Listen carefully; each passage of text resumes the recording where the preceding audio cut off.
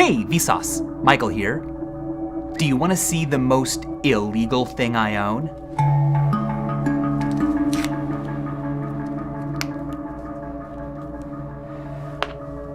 It's a penny from 2027. That's right, it is a piece of counterfeit US currency.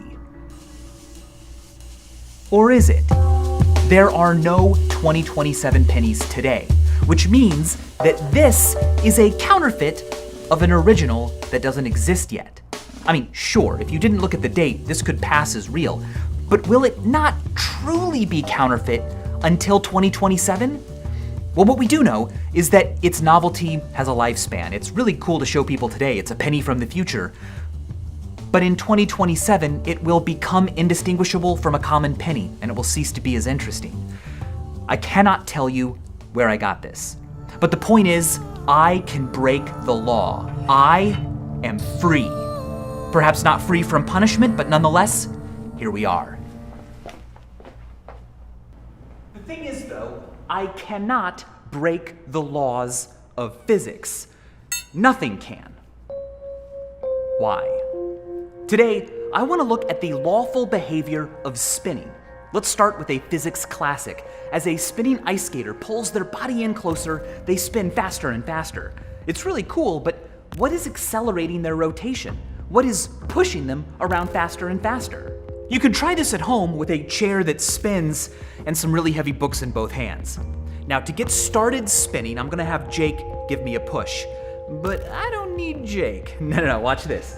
With him gone, I can nonetheless speed myself up by just pulling the books in. If I move the books out, I slow down. Somehow, pulling the books in speeds me up around.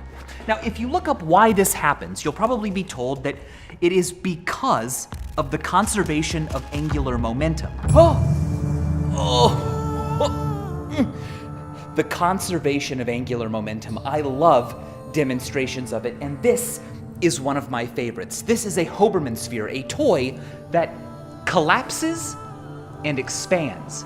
Doesn't it sort of remind you of me with the books far from my body and then the books close to my body? And it behaves in much the same way.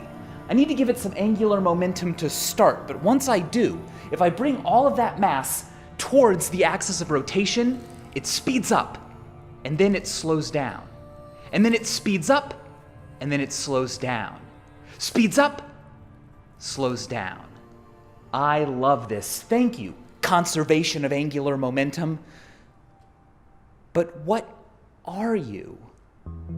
Well, if you look it up, this is what you will find. For a particle in circular motion around some center of rotation C, the angular momentum of the particle is defined as the product of the particle's mass, the particle's instantaneous velocity, v, and the particle's distance from the center of rotation, r. mvr. This is angular momentum. If you divided me and the chair and the books I'm holding into a bunch of tiny little particles and found the MVRs for every one of those particles and summed them all up, you would have the angular momentum of the entire system of me, the chair, and the books.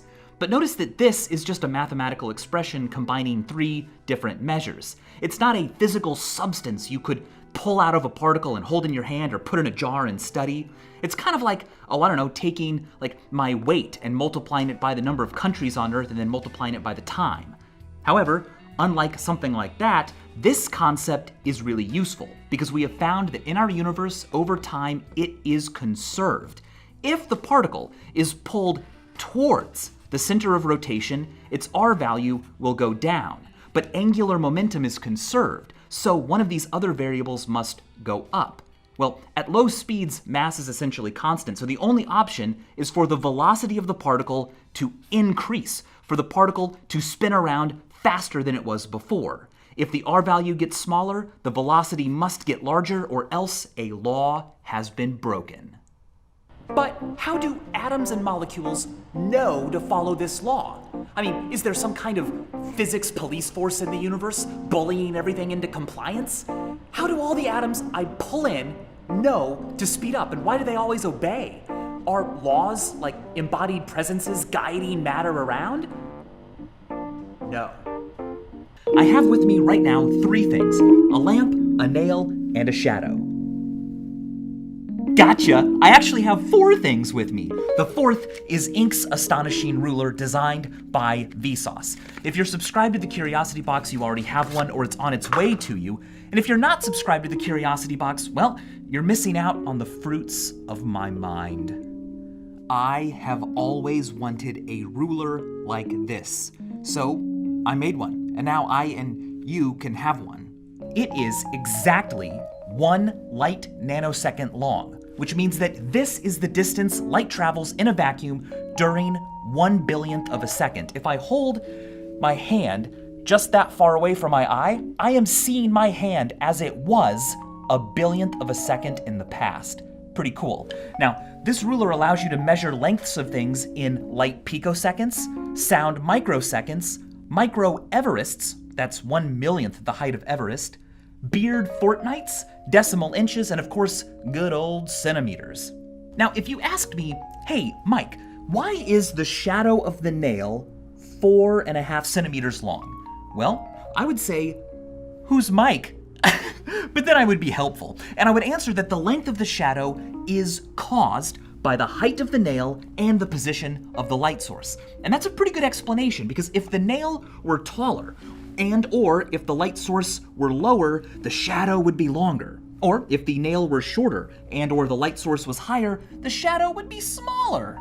Now, these 3 measures, the nail's height, the light's position, and the shadow's length, are all related mathematically, such that if you gave me only 2 of them, I could figure out the 3rd. Always. So I could declare this relationship to be a law, but that does not mean that the law causes them to all have the measure that they do. For example, if you asked me, hey, why is the nail 6 centimeters tall? What causes the nail to have that height? Well, if I said, well, the nail's height is caused by the shadow's length and the light's position, you'd be like, as if. Am I right? I mean, sure, we can figure out the nail's height by knowing about the shadow and the light, but that does not mean that they are causing the nail to have the height that it does. To know why the nail is 6 centimeters tall, we'd have to ask whoever manufactured it or whoever sets nail standards or whatever. The point here is that we should not confuse relationships, laws, with causes. Explanations that involve the causal reasons for things are often better. But what is an explanation? Well, that's easy to answer. Explanations help us understand things. But what does it mean to understand? Does it mean to not stand up fully? Or does it mean to stand underneath and to look at from below? If I can understand something, can I also overstand something? Well, as it turns out, the under in understand does not mean beneath or below. Instead, it means inside, to stand surrounded by, to be a part of. Now, this sense of under is quite common. For example, when you say, well, under those circumstances, you don't mean, well, when those circumstances are overhead and I'm under them. Instead, you mean if I find myself in those circumstances. And that is how under is used in understand. To understand something is to stand in the midst of it, to be part of it, and to be within it. And that is helpful to keep in mind. I cannot walk into something that's crumpled up and closed off. To truly understand something, it needs to be opened up for me, unfolded. And that is what an explanation should do. The word explain literally means to flatten, plane, out. Explain, to make flat. Now, if you'll excuse the analogy, if this is a story I want to read, and it's all crumpled up, a physical law basically just tells me a summary of the story. It'll tell me how the story ends, what language and grammatical rules were used to write it. But an explanation will flatten the page out and allow me to see the details, an actual word, and the word that follows it, and so on, all the way through. So let's unfold the phenomenon of me speeding up my rotation when I pull the books in and find a physical, mechanical cause for that increased rotation. I have here two different circular motion paths around the center of rotation, which we'll call C. Now, when a particle is traveling in this outer ring and is suddenly pulled in, it doesn't stop moving around and suddenly just go right in. Instead, it takes a bit of a curved path like this. Now, this is really interesting because in order for a particle to be in circular motion, it must have two things. It must have, put the particle there, it must have a velocity that is tangential to the path, but it must also have a centripetal force, a center-seeking force that always points towards the center of rotation. Now notice that these two arrows are at a right angle to each other. So the centripetal force is not speeding up or slowing down the particle, it's just changing its direction constantly. Ta-da, circular motion. However, when the particle is pulled in and it follows this curved path to this inner orbit, its instantaneous velocity is no longer perpendicular to the centripetal force. Its tangential velocity, tangent to that curve, is going to look something like this. But notice that now the centripetal force is no longer at a right angle. The force that is changing that particle's direction is no longer at a right angle to its velocity. Instead, if this is the normal to its velocity, the centripetal force is pulling the particle forward ahead in its rotation, speeding up its rotational velocity.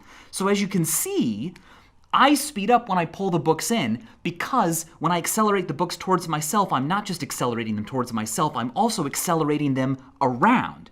Now likewise, if a particle were to be pushed out from an orbit like this into a larger orbit, it's going to it's not going to do this. It's not going to go, oh, time to go here, woink, straight line. No, it's going to go like this.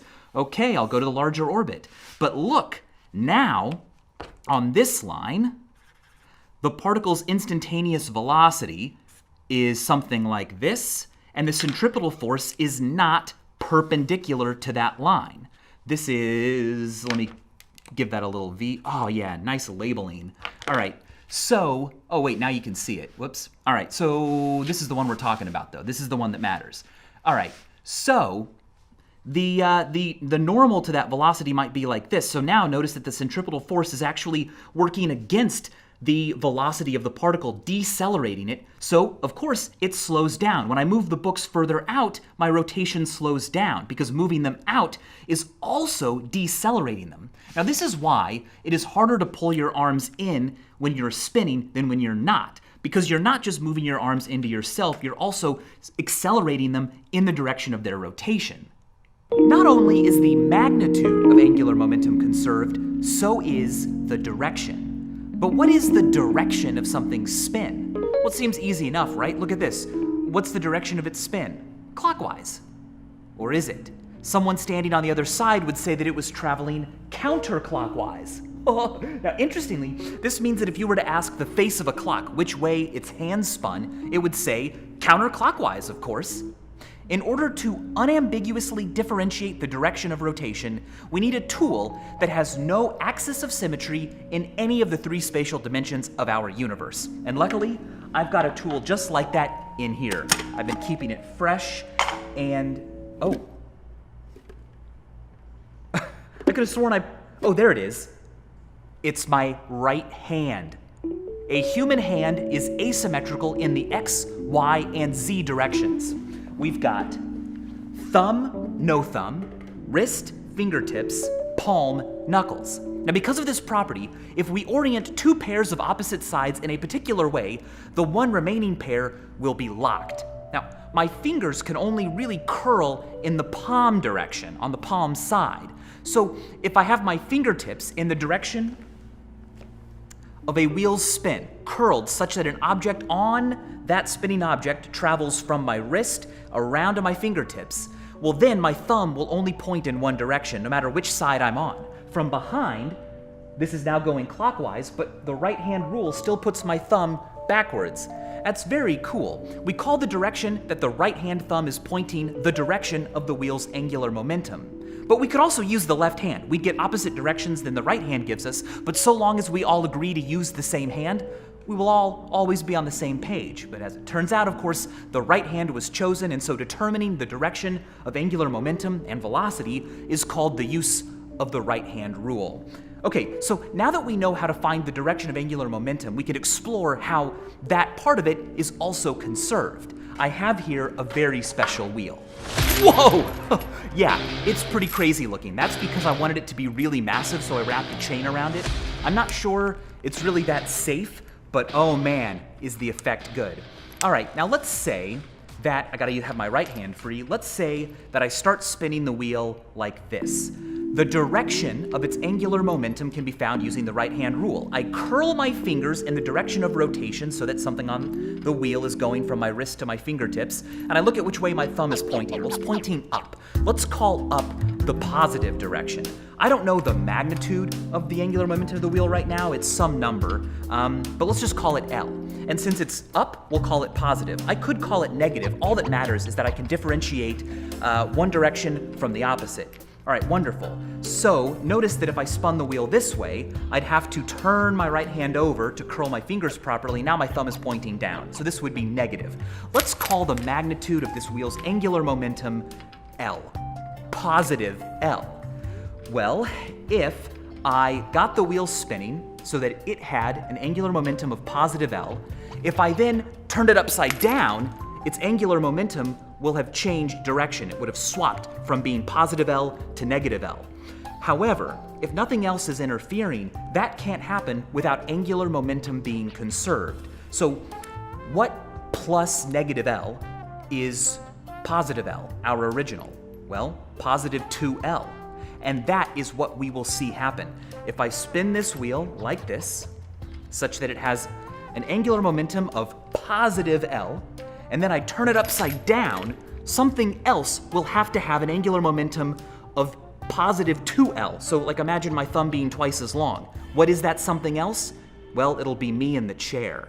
This is very cool. So let's make sure we know what's about to happen. I'm gonna spin the wheel this way, then I'm going to turn it upside down, and so I'm going to see myself in the chair wind up rotating this way. I'll rotate that way.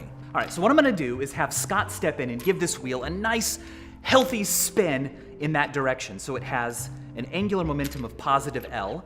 I'll take my foot off the ground when he's done, so I'm in more or less isolated system, and I'll turn the wheel upside down and I should go that way. Whoa! Angular momentum is conserved. That's pretty cool, but the conservation of angular momentum, either its magnitude or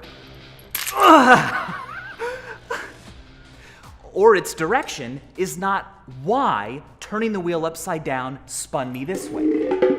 Whoops, I kicked my empty cup container. Anyway, what caused me to move? Well, if you do this yourself, you will feel the handles of the wheel literally pushing you, putting a torque on your body.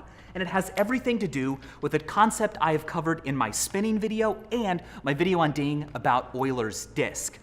If the wheel isn't spinning and I push it down right here, it'll tilt like that, right? Not very surprising. That's the kind of tilt we would expect. But when the wheel is spinning, all the pieces of matter out here, well, they all have some velocity before I hit them. For example, when a piece of matter on the wheel is out here, it's moving backwards. And when I push it down, it doesn't suddenly stop moving backwards. The wheel doesn't stop. Instead, the pieces I'm pushing are now going to go backwards, as they already were, and down. So they go backwards and down, and then they come back up, and the entire wheel is found to tilt this way, towards me, 90 degrees ahead from where I actually pushed it down. A push down here causes the wheel to move like this. A push down here would cause the wheel to tilt like this. A push up here would cause the wheel to tilt like, let's see, 90 degrees ahead in the rotation, like this. And this is exactly what I'm doing when I turn the wheel upside down. So when I put a torque on the wheel to turn it while it's spinning like this, the wheel actually turns this way. But I have two hands holding it. My left hand winds up getting pushed backwards and my right hand pulled forwards. That puts a torque on my body, which causes me, being pushed back here and pulled forward here, it causes me to be turned. And so I turn this way, the way that we saw in the demo, in the chair. And that is the physical origin of the phenomenon we just witnessed. The key point here is that nothing you have seen happen today happened because of the conservation of angular momentum.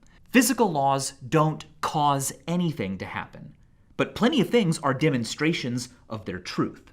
Now don't get me wrong, I love physical laws. They truly do represent a conquering of mystery. When we find a way to project definite numbers onto reality and make predictions, that's amazing.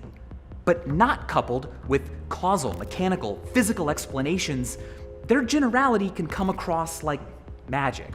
Now magic is fun for sure, but congruences between mathematics and reality? Oh, now that's a sweet nectar. In mathematics, we get to make the rules, pick the axioms. We can even decide what kinds of reasoning are allowed or not. And after doing so, we get to play around and see what happens. Mathematics is the playing of games. Science is finding out what game you're playing. And we still don't know what game we have found ourselves in, but we should keep wondering and never be happy until we get answers that satisfy us. Stay curious, and as always, thanks for watching.